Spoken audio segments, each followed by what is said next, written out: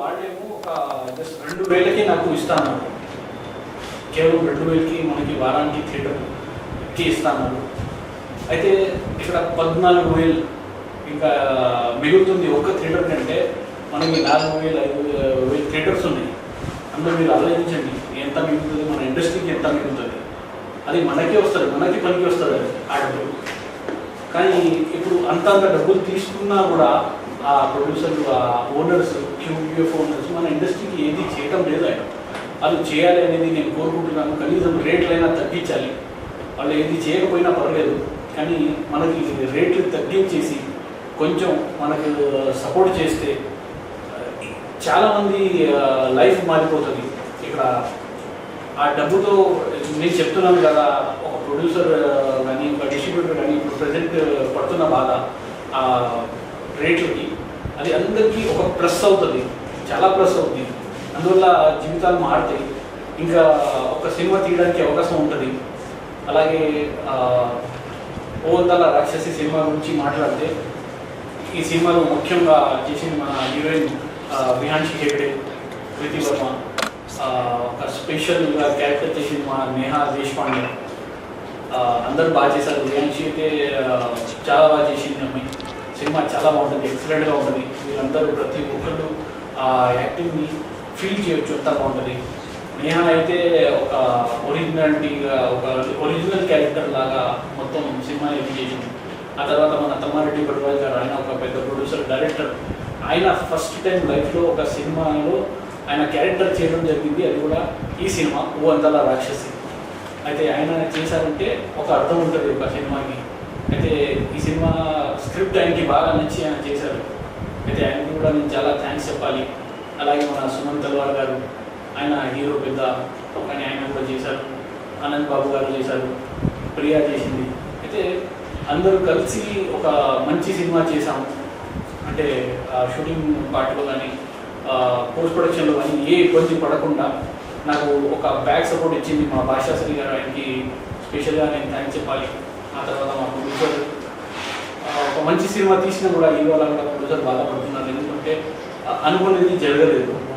అది కనీసం ఈసారైనా జరుగుతుందని కోరుకుంటున్నాను. ఈ సినిమా వచ్చేసి ఒక అమ్మాయిలకి ఒక ధైర్యం ఇస్తుంది. ఇంకా ఏ అమ్మాయికి మోసం జరగద్దు అని ఒక మెసేజ్ ఇస్తుంది. ఇంకా అందరు పిల్లలకి ఒక జాగ్రత్తగా ఎలా ఉండాలి మన జీవితంలో అనేది ఒక జాగ్రత్త నేర్పిస్తుంది.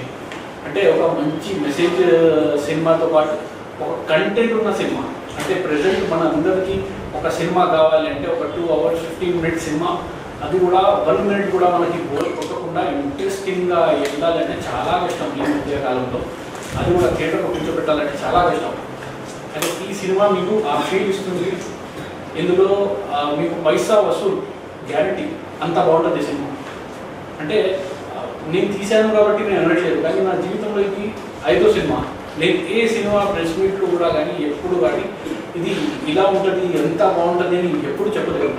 ఎందుకంటే ఇది నా పర్సనల్ అనుభవం. నేను చాలా బాగా చేశాను. అది నా మొదటి సినిమా. శాలిని తర్వాత అంటే ఇప్పుడు ఉన్న నా జీవితంలో కేసన్ శాలిని తర్వాత తీశానంటే ఇదే ఆ సినిమా ఓ వందల రాక్షసి. ఇంకా ఓ వందల రాక్షసి సినిమా లాంటి సినిమా నేను ఇంకొకటి తీస్తాను తీయను నాకు తెలియదు. రేపొద్దున ఇండస్ట్రీ మానేస్తాను నాకు తెలీదు. కానీ ఈ సినిమా ఒక మంచి సినిమా. ఒక మంచి సినిమాకి ఎప్పుడైనా మంచి రెస్పాన్స్ రావాలి. మంచి రెస్పాన్స్ రావాలంటే మంచి థియేటర్స్ పడాలి, మంచి పబ్లిసిటీ అవ్వాలి. మన మీడియా మిత్రులతో కూడా నేను కోరుకుంటున్నాను, అంటే రిక్వెస్ట్ చేస్తున్నాను, మీరందరూ నాకు సపోర్ట్ చేయండి. ఈ సినిమాని ముందుకు తీసుకెళ్ళండి. ఎందుకు ఇంత నేను ప్రత్యేకంగా ఇంత చేస్తున్నానంటే దానికి అర్థం ఉంది. ఒక డైరెక్టర్ ఆయన చెప్పు తీసుకుని ఒక్కసారి కొట్టంగానే ఈ మన తెలుగు ఛాంబర్ నుంచి కాల్ వెళ్ళింది. వెంటనే ఆయనకి సపోర్ట్ ఇచ్చారు, వెంటనే ఆయనకి థియేటర్స్ పెంచేశారు. కానీ నేను అలా చేయలేను. నేను చెప్పు తీసుకుని నన్ను కొట్టుకోవడం అలాంటి కాంట్రవర్సీ వద్దు నాకు. నేను ఉన్నది నా బాధ నేను చెప్పుకుంటున్నాను. నేను ఎవరిగా నేను కాంట్రవర్సీ చేయట్లేదు. ఎవరిది నా పేరు తీసుకొని కానీ ఎవరికైనా నేను ఏది అనట్లేదు. ఇది ఒక నొప్పి. అంటే ఇంత బాగా చేసిన తర్వాత కూడా ముందుకి రాలేకపోతున్నాను. ఎందుకు? నా తప్పేముంది? అంటే సినిమా అనేది జీవితం అనుకుంటున్నాను, అది తప్ప లేకపోతే ఇక్కడ ఉండడం, ఈ ఇండస్ట్రీలో ఉండడం నా తప్ప, ఈ తప్పు చేస్తున్నా, ఏం చేస్తున్నా అంటే నా ప్రాబ్లం ఎక్కడ వస్తుంది అనేది తెలియట్లేదు. అలాగే నాలాగా చాలామంది సఫర్ అవుతున్నారు ఈ మధ్యకాలం. అంటే వాళ్ళు కూడా సఫర్ అవ్వకూడదు, అందరినీ సపోర్ట్ చేయాలి మన ఇండస్ట్రీ అనేది నేను కోరుకుంటున్నాను. ఇంకా కొత్త వాళ్ళు బయట నుంచి, ఢిల్లీ, ముంబై, నార్త్ నుంచి, ఎక్కడెక్కడి నుంచి వచ్చి మన ఇండస్ట్రీలో చేస్తారు. ఎంతమందిని మనం వాళ్ళని బాంబు వెల్కమ్ చేస్తాం, కానీ వాళ్ళ లైఫ్ కూడా అంటే ఒకటి చేశాక ఆగొద్దు అంటే వాళ్ళకి కూడా ఇంకా 10 మూవీస్ రావాలి, వాళ్ళు కూడా వాళ్ళ జీవితంలో ఎదగాలి, వాళ్ళు కూడా బాగుండాలి అంటే మనకి సపోర్ట్ అవసరం. మన ప్రతి చిన్న బడ్జెట్ సినిమాకి అందరూ సపోర్ట్ చేయాలనేది నేను కోరుకుంటున్నాను. ప్రతి ఒక్క ఎగ్జిబిటర్ని కాపాడాలి. ఎందుకంటే ఇవాళ ఈ కాలంలో ప్రజెంట్ ఒక ఎగ్జిబిటర్, డిస్ట్రిబ్యూటర్ విజయవాడ, గుంటూరు, నెల్లూరు, వైజాగ్ ఎక్కడెక్కడైతే ఉన్నారో అందరూ చాలా ఇబ్బందులు పడుతున్నారు. ఎందుకంటే ఈ క్యూబ్ యూఎఫ్ రేట్ల వల్ల వాళ్ళకి కూడా మన ఛాంబర్ నుంచి కానీ, మన ప్రభుత్వం నుంచి కానీ వాళ్ళకి కూడా ఒక సపోర్ట్ ఉండాలి. ఎందుకంటే వాళ్ళు లైఫ్ అంతా ఇందులోనే గడిపేశారు మన ఎగ్జిబిటర్స్, డిస్ట్రిబ్యూటర్స్. అంటే దగ్గర మీరు ఇప్పుడు చూస్తే 30 years, 35 years, 40 years నుంచి పనిచేస్తున్నాను. అదే కనుక గవర్నమెంట్లో పనిచేస్తే కనీసం వాళ్ళకి పెన్షన్ అయినా ఉంటుంది. వీళ్ళకి అయితే రేపు ఇవాళ సినిమా ఉంటేనే వాళ్ళకి తినడానికి ఉంటుంది, వాళ్ళకి ఖర్చు చేయడానికి ఉంటుంది. రేపు పొద్దున ఏది రూపాయి కూడా ఉండదు. వాళ్ళ గురించి ఎవ్వరు పట్టించుకోరు, ఎవరికి అవసరం కూడా లేదు. అంటే ఒక సినిమా ముందుకి రావాలి, థియేటర్లోకి రావాలి అంటే ఎన్ని కష్టాలు ఉంటాయి, ఎన్ని ఇబ్బందులు ఉంటాయి దాని వెనకాల ఎవరికి తెలియదు. సినిమా డైరెక్టర్ తీసేస్తారు, అయిపోతుంది అనుకుంటారు, కానీ ఆ తర్వాత డిస్ట్రిబ్యూటర్, ప్రొడ్యూసర్ వాళ్ళు కలిసి ఒక థియేటర్కి తీసుకువెళ్ళాలంటే సినిమా ఎంత కష్టం. పబ్లిసిటీ అంటే పోస్టర్స్ ప్రింట్ చేయాలి, ప్రింట్ చేసి ప్రతి ఊరు, జిల్లాకి పోస్టర్స్ పంపించాలి. అక్కడి నుంచి ఆ పోస్టర్స్ని వాళ్ళు ఫాలోఅప్ చేసి ఎగ్జిబిటర్స్ చూస్తారు, గడిగలి తిరుగుతారు. ఎండలో మనం ఒక 5 నిమిషం కూడా ఉండలేము. అలాంటి ఎండలో రోజంతా పొద్దున్న వెళ్తే, తెల్లారి వెళ్తే, సాయంత్రం కల్లా వస్తారు. వాళ్ళు మొత్తం అంతా చూస్తారు, గల్లి తిరిగి పోస్టర్ పడిందా లేదా, పేపర్ యాడ్ పడిందా లేదా, ఆ క్యూబ్లో వాళ్ళు లైసెన్స్ అంటే ఎంత కష్టపడ్డాక. అంటే ఒకళ్ళిద్దరి వల్ల ఇండస్ట్రీ మొత్తాన్ని క్రియేట్ చేయడం ఎంతవరకు కరెక్ట్? క్వశ్చన్ అడుగుతున్నారు. ఒక్కరిద్దరి వల్ల కాదు, ఇది ఒక అంటే చెప్పచ్చా అందరికీ. అయితే అందరూ మీకు ఏమనుకుంటున్నారంటే ఒక్కరు ఇద్దరు వల్ల ఈ ఇండస్ట్రీ ఇలా అయిపోయింది, ఒక్కరు ఇద్దరు వల్ల ఇలా జరుగుతుంది అని. కానీ ఇందులో ఒక్కరు ఇద్దరు కాదు, ఫస్ట్ 4 పిల్లర్స్ ఉన్నారు మన ఇండస్ట్రీకి. ఆ 4 పిల్లర్స్ తర్వాత ఒక గ్యాంగ్ లాగా తయారైపోయింది. కొత్త వాళ్ళకి కానీ, ఎగ్జిబిటర్స్కి కానీ, డిస్ట్రిబ్యూటర్స్కి కానీ ఇలాంటి ఇబ్బంది వాళ్ళు పడుతున్నారంటే ప్రతి ఒక్కరు మన చిన్న బడ్జెట్లో తీస్తున్న వాళ్ళు కానీ, మన మీడియా మిత్రులు కానీ అందరూ ఇబ్బంది పడుతున్నారంటే దానివల్లే. ఇప్పుడు ఒక సినిమా ఎలా అయితే తీస్తారో, ఎంతైతే కష్టమో సేమ్ యాజ్ ఇట్ ఈజ్గా అంటే ఆ సినిమా తీయడానికి ఎంత ఇబ్బందిగా ఉంటుంది, ఎంత కష్టంగా ఉంటుంది, రిలీజింగ్కి కూడా ఎంత కష్టంగా ఉంటుంది. పోస్టర్స్ కానీ, ట్యూబ్లు కానీ, యూఎఫ్ఓలు కానీ ప్రతి ఒక్కరు ఎలా పనిచేస్తారో అలాగే మీడియా మిత్రులు కూడా పనిచేస్తారు. వాళ్ళకి కూడా వాళ్ళు కూడా ఇప్పుడు నా మీడియా మిత్రులు అంటే నేను వచ్చి 14 సంవత్సరాలు అయింది. అప్పుడు దానికన్నా ముందు 20 సంవత్సరం నుంచి పనిచేస్తున్న వాళ్ళు ఇప్పుడు వరకు నాకు కాంటాక్ట్లో ఉన్నారు, నాతో మాట్లాడతారు. అయితే వాళ్ళకి కూడా రేపు పొద్దున ఇప్పుడు ఇక్కడ నుంచి రిటైర్ అయ్యాక వాళ్ళకి ఏది లేదు అంటే ఒక యూనియన్ ఫామ్ అవ్వాలి. ఒక మీరు 4 పిల్లర్స్ అని చెప్తున్నారు కరెక్టే, 4 పిల్లర్స్ అని చెప్తున్నారు కరెక్టే, కానీ వాళ్ళకి కొన్ని స్టాండర్డ్స్ ఉంటాయి. సినిమా అంటే డివిజన్ చేస్తూ ఉంటారు, లో level, medium level, high level అని. సో దానికి తగ్గట్టుగా కూడా ఈ బ్యానర్స్ అన్ని కూడా సపోర్ట్ చేస్తూ ఉంటాయి. చిన్న సినిమాలో పెద్ద సినిమాని పక్కన పెడితే. బట్ మీరు ఇప్పుడు చేస్తున్న దానికి ఎగ్జిబిటర్లు, డిస్ట్రిబ్యూటర్లు రెడీగా ఉన్నారా? అండ్ ఈ సినిమాలో ఓల్డ్ కంటెంట్ అనేది ఉంది, ఇది ఎంతవరకు ఆడియన్స్కి మంచిది అనేది మీరు చెప్తున్నారు? ఫస్ట్ అయితే మీ క్వశ్చన్ ఇదే కదా, అంటే మీరు ఉన్నారు ఒక ప్రతి సినిమాకి ఒక ప్యాటర్న్ ఉంటుంది, వాళ్ళు సపోర్ట్ ఎలా చేస్తున్నారు అదే కదా. అయితే 4 మెంబర్సే కాదు కదండి, చాలా మంది చిన్న చిన్న బ్యానర్స్, ఇప్పుడు పనివాస్ లాంటి వాళ్ళు కావచ్చు, అలాగే మన ధీరజ్ లాంటి వాళ్ళు కావచ్చు, వీళ్ళందరూ కూడా చిన్న సినిమాలనే సపోర్ట్ చేస్తున్నారు. ఇప్పుడు మరి మీ కంటెంట్ ఎందుకంటే వాళ్ళు యాక్సెప్ట్ చేయలేకపోయారు. పాలిటిక్స్, పర్సనల్ అనుభవం. మీ మీద పాలిటిక్స్ చేయాల్సిన అవసరం వాళ్ళకి అవసరం ఉంది మేడం. మీరు ఎందుకు పైకి వస్తారు? మీరు ఎందుకు పైకి వస్తారు? మీరు ఎవరు ఇండస్ట్రీలో? మీరు ఎందుకు పైకి వస్తారు? మాకు మా ఫ్యామిలీస్ ఉన్నాయి, మా కుటుంబాలు ఉన్నాయి, మేము ఉన్నాం, 4 పిల్లర్స్ ఉన్నాం, మాకు మా వాళ్ళు ఉన్నారు, మా బంధువులు ఉన్నారు. మీరు ఎవరండి? ఎందుకు పైకి వస్తారు? వాళ్ళు సరే బట్ లిటిల్ హార్ట్స్ అనే దాంట్లో ఎవరు కూడా వాళ్ళ ఫ్యామిలీ మేడం ఏదో ఒకటి లేపాలి మేడం, ఏదో ఒక సినిమాని ఎన్ని లేపాల్సింది. మీరందరూ ఎవరు చూసారో ఓవర్గా రాక్షసి నాకు తెలియదు. థియేటర్లో ఎవరైనా చూసారా? చెప్పండి ఎలా ఉంది మేడం, మీరు చెప్పండి సార్. సార్ అక్కడ నేను చెప్పండి. అయినా కూడా ఇబ్బంది పెడుతున్నానంటే అది అర్థం. ఛాంబర్లో కంప్లైంట్ మేడం ఈ ఛాంబర్లో ఉంటున్నాను ఎందుకంటే ఒక్క నుంచి యాపండి నేను చెప్తాను మేడం. మీకు ఫస్ట్ ఒక లైన్ చెప్పాలి. మనకి యాక్టర్, డైరెక్టర్, ప్రొడ్యూసర్ అమ్మాయి విషయంలో ఎక్కడైనా ప్రాబ్లం వచ్చిందనుకోండి ఎక్కడికి వెళ్తారు? అందరూ ఛాంబర్కి వెళ్తారు. కరెక్టేనా? ఏ సమస్య వచ్చింది మీడియా మిత్రులతో మన ప్రొడ్యూసర్ గొడవ పడ్డా, డైరెక్టర్ ప్రొడ్యూసర్ గొడవ పడ్డా, హీరోయిన్తో గొడవ అయినా ఏదైనా సరే అందరూ వెళ్ళేది ఛాంబర్కి కదా. అది అలాగే చెప్తాను. ఆడియో కంపెనీకి పెట్టాను, ఆడియో కంపెనీ వాళ్ళతో నేను కూర్చునే ఉన్నాను, ఛాంబర్ నుంచి కాల్ వచ్చింది, ఆ సినిమా తీసుకోకు. ఎవరికి చెప్పాలి?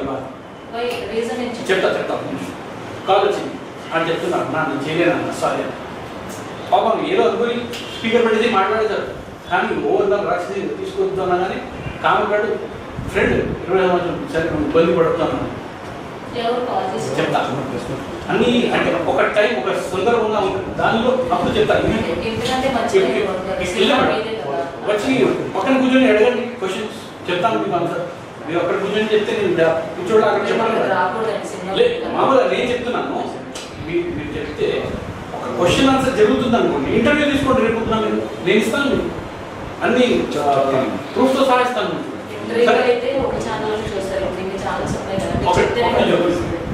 ఓటీటీ కాల్ అంటే మనం ఇలా పెడతామా, ఇక్కడ నుంచి కాల్ వస్తుంది, లేకపోతే వాళ్ళు కాల్ చేస్తారు, ఈ సినిమాకి ఏదైనా ప్రాబ్లం ఉందా కనుక్కుంటారు.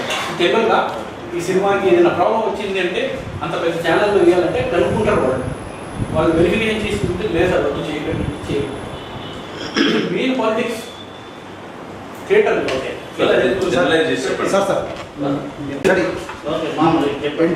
నేను ఇప్పుడు నిజంగా చెప్తున్నా, ఏది కాంట్రవర్సీ చేయడానికి రాలేదు, జస్ట్ నా బాధ నేను చెప్పుకుంటున్నాను. అదే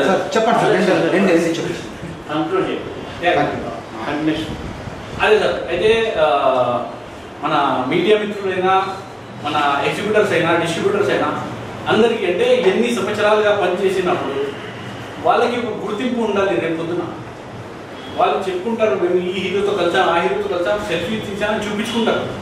కానీ అది లైఫ్ కాదు సార్. రేపు పొద్దున వాళ్ళకి కూడా ఏదో ఒకటి ఉండాలంటే ఇక్కడ ఇండస్ట్రీ నిలబడాలి. ఇండస్ట్రీ గురించి ఎవరికి క్లియారిటీలో తెలియదు. నేను నిజంగా చెప్తున్నాను. ఇప్పుడు QVF గురించి నేను మాట్లాడితే అందరికీ అంటే ఎక్కలేదు. అది నేను వారానికి ఎంత ఉంటుంది అంటే క్యూబ్ ఇప్పుడు అది ఉన్న థియేటర్లలో రెంటల్ బేస్ మీద నడుస్తుంది. అది సిస్టమ్, క్యూబ్ సిస్టమ్ని ఏ థియేటర్ ఓనర్ కొనలేదు. ఆ రెంటల్ సిస్టమ్ అనేది క్యూబ్ స్టార్ట్ చేసినప్పుడు ఒక 2 ఇయర్స్లో రెంటల్ అయిపోతుంది, తర్వాత ఫ్రీ అయిపోతుంది అనేసి క్యూబ్ ఓనర్స్ థియేటర్ ఓనర్స్ని చెప్పి కన్విన్స్ చేశారు. తర్వాత కానీ ఈ థియేటర్ ఓనర్ వెళ్ళి క్యూబ్ వాళ్ళని కానీ అడగటం జరగట్లేదు. ఇప్పుడు అప్పుడున్న క్యూబ్ సిస్టమ్ కొన్ని కోట్లలో ఉంటే ఇప్పుడు వేలల్లో వచ్చేసింది ఆ సిస్టమ్ని. కానీ ఇప్పుడు ఈ థియేటర్స్ ఓనర్స్ ఎవరు వెళ్ళి ఆ క్యూబ్ వాళ్ళని అడగట్లేదు. అందులో పెద్దతను మీ సినిమాలో తమ్మరెడ్డి భరద్వాజ గారు ఉన్నారు. ఇప్పుడు ఈ క్యూబ్ పాయింట్ మీద ఆయనతో మీరేమన్నా డిస్కస్ చేశారా? అప్పుడు అలా జరిగింది, ఇప్పుడు వరకు క్యూబ్ని ఎందుకు ప్రశ్నించట్లేదు అనేసి మీరు తమ్మారెడ్డి భరద్వాజని అడగొచ్చు కదా. ఏమన్నారు? మాట్లాడాలి. మనం ఎంత చేసినా వాళ్ళు ఏది రియాక్ట్ అవ్వట్లేదు అని అన్నారు.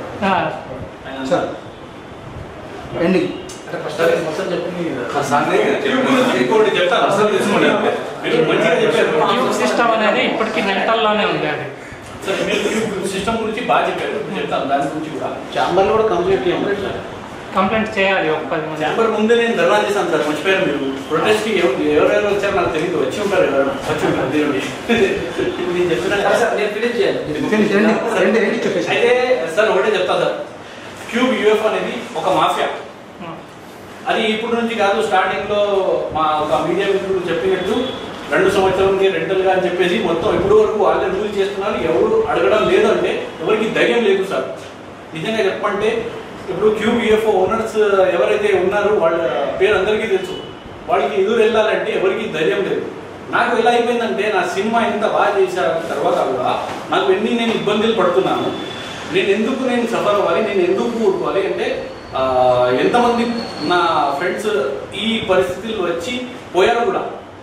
అంటే రైతులు పోతే మనిషి పోయినట్టు అంటున్నారు, కానీ ఒక డైరెక్టర్లు పోతే అది ప్రాణం కాదు, అది ఎక్కడ లేదు సార్. అది జరిగింది కాబట్టి ఇలా ఈ పరిస్థితి అలాంటి సేమ్ సిచ్యువేషన్ అంటే నేను కూడా ఫేస్ చేశాకనే నేను బయటపడడం మొదలయ్యాను. అప్పటి నుంచి అంటే ఎవరైనా సరే ఎందుకు మనం నోరిప్పాలి, వాళ్ళ గురించి మనం ఎందుకు చెప్పాలి, చెబితే మనకి ప్రాబ్లం కదా, మనకే తొక్కేస్తారు కదా రేపు పొద్దున అని చెప్పేసి ప్రతి ఒక్కరు భయపడుతున్నాడు. టు బి ఆనెస్ట్ ఇదే ప్రాబ్లం. అందుకే ఎవరు కూడా ముందుకి రాలేదు. అయితే ఇలాగా క్యూబ్ మీద ఒక 2-3 పెట్టారు, వీళ్ళందరూ కలవట్లేదు. ఇక్కడ మెయిన్ ప్రాబ్లం. పెడుతున్నారు క్యూబ్ సిస్టమ్ మీద రెంట్ తగ్గియాలి అనేసి. నేను పెట్టారండి. నేను ఒక 3 మీటింగ్స్ 2016 నుంచి చేస్తున్నా సార్. నేను నిరాహార దీక్ష చేశాను. అప్పుడు నుంచి ఇప్పటి వరకు చేస్తున్నా 10 సంవత్సరాలు సార్. గతంలో కేసీఆర్ ప్రభుత్వం, ఇప్పుడు రేవంత్ రెడ్డి ప్రభుత్వం చిన్న సినిమాల గురించి మేము ప్రయత్నం చేస్తాం, చిన్న సినిమాలను తీసుకొస్తామని కూడా తెలియజేశాను. మన అది వాళ్ళ దృష్టికి ఎవరు తీసుకెళ్ళారా సార్? అంత మాట వరుసకి సార్, అంత మాట వరుసకి. మీరు ఇక్కడే కూర్చుంటే సమస్య వాళ్ళ దానికి వెళ్ళదేమో కదా. పెద్దవాళ్ళకి ఒకసారి సార్, నేను ఇక్కడ కూర్చున్నా ఎక్కడ కూర్చున్నా మన మీడియా మిత్రులు ఉన్నారు, కెమెరాస్ ఉన్నాయి. ఒక చిన్న రీల్ ఎక్కడికి వెళ్ళిపోవచ్చు. ఈ ఇంటర్వ్యూ ఎక్కడికైనా వెళ్ళిందంటే సినిమాకి అడ్డం లేదు వచ్చింది సార్. ఇంత మీ సినిమాకి వచ్చిన అడ్డం పోయింది అంటే మీరు ఎందుకు మిమ్మల్ని ఎదురనే వద్దాం? అది 1-2 కాదు సార్. అంటే చెప్పాలి, ఇప్పుడు మాకు చెప్తే కదా తెలిసేది. సరే చెప్తాను, కానీ కాంట్రవర్సీ చేయద్దు. ఓకేనా? నేను చెప్తేనే కదా సార్.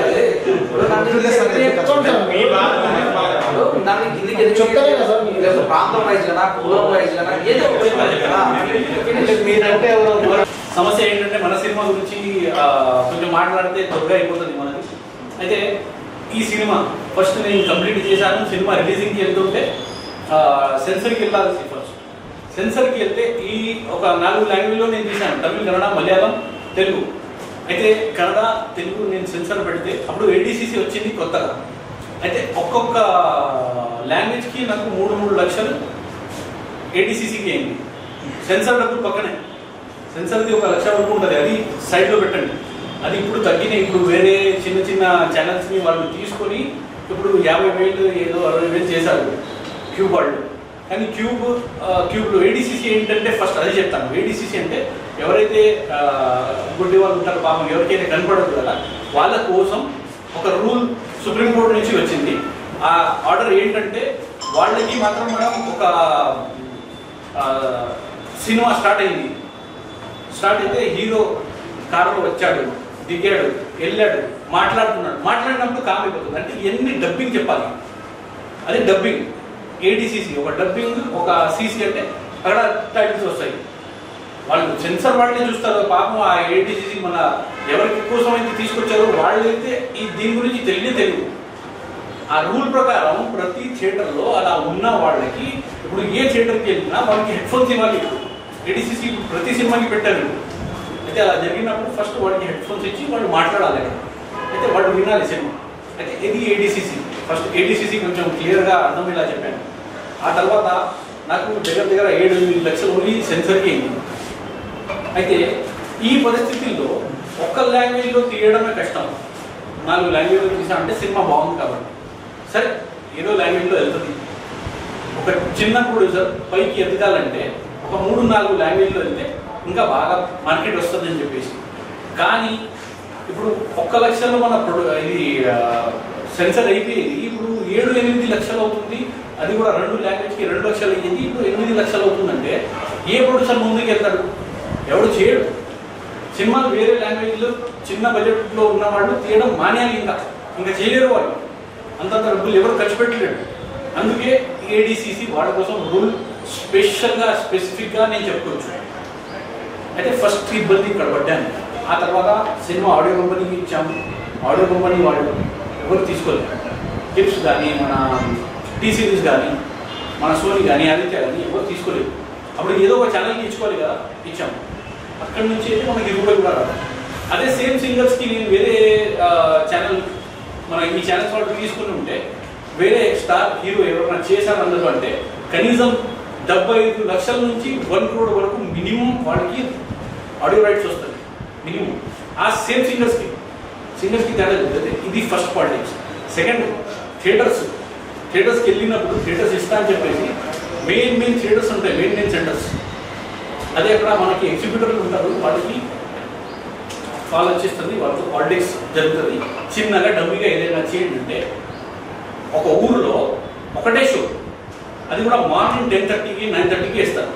ఆ టైంలో జనాలు వెళ్ళకపోతే ఆ షో కూడా తీసేస్తారు. ఇది పాలిటిక్స్ కాదు సార్.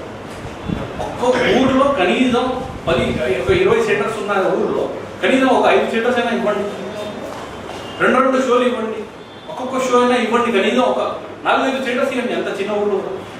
అప్పుడు సినిమా నలుగురిలోకి వెళ్తుంది. కానీ ఇప్పుడు హైదరాబాద్లో కూడా పరిస్థితి ఎలా ఉందంటే మీకు మార్నింగ్ షో కూడా ఇచ్చారు 10 o'clock అంటే మెయిన్ సెంటర్ ఇక్కడ హైదరాబాద్ పంజగుట్ట సెంటర్లో ఇస్తాడు. మిగతా టైమింగ్స్ అక్కడే మధ్యాహ్నం ఉన్న టైం ఊరి చివర, ఈ ఊరి చివర, ఆ ఊరి చివర, బోడుప్పలు, పటాన్ చివర అలాంటివి వైపిస్తాయి. సినిమాని డమ్మి చేయడం అంటారు. మీ సినిమా ఎంత బాగోకపోయినా సినిమా జనాల్లోకి వెళ్ళాలంటే ఫస్ట్ థియేటర్స్ పడాలి. అయితే ఈ ఐనాక్స్, పీవీఆర్స్ వాళ్ళు థియేటర్ అస్సలు ఇవ్వడు, ఎవరి మాట వినడు వాళ్ళు.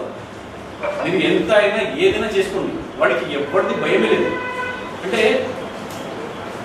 మన ఒక మిత్రులు అడిగారు, అంటే పాత ప్రభుత్వం కానీ ఈ ప్రభుత్వంలో కానీ చిన్న సినిమాలకి ప్రభుత్వంతో ఏదైనా ఉందంటే ఇప్పుడు ఒక్కటే మాటలో చెప్పాలంటే ఏది లేదు, వాళ్ళతో వీళ్ళకి సంబంధమే లేదు. వాళ్ళు అస్సలు పట్టించుకోరు. మాట మనిషికి చెప్తారు చిన్న బడ్జెట్ సినిమాకి మేము సపోర్ట్ చేస్తాం అది ఇది అని ఎవరైనా ఏదైనా మాట్లాడతారు, కానీ ఎవరు నిజంగా ఎవరు సపోర్ట్ చేయరు. అది ఒక పెద్ద సమస్య మన ఇండస్ట్రీకి. అయితే ఇప్పుడు ఎన్ని సమస్యలు పోవాలంటే ఒక మంచి సినిమా ఉన్నప్పుడు ఆ సినిమాకి కొన్ని థియేటర్స్ ఇవ్వాలి. ఆ థియేటర్లో పడ్డాక ఏదైనా టాక్ వచ్చింది మీరు కనుక్కోండి, ఓటీటీ ఛానల్స్ వాటి ఈ క్రైటీరియా ఆ క్రైటీరియా అని చెప్పి రిజెక్ట్ చేయకుండా ఆ సినిమా గురించి కనుక్కొని మీరు తీసుకోండి.